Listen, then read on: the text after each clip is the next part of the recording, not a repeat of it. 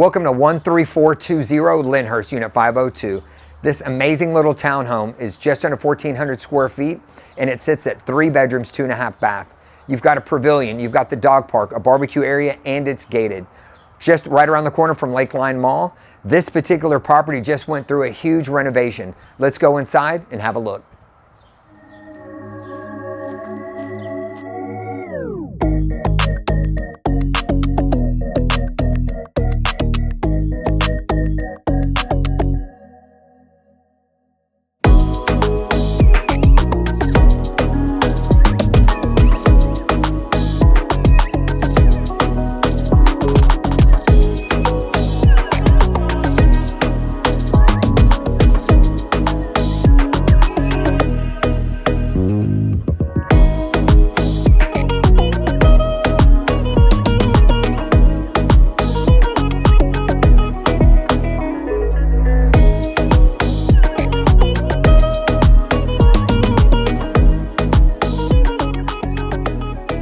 So what happened in this one, eviction happened.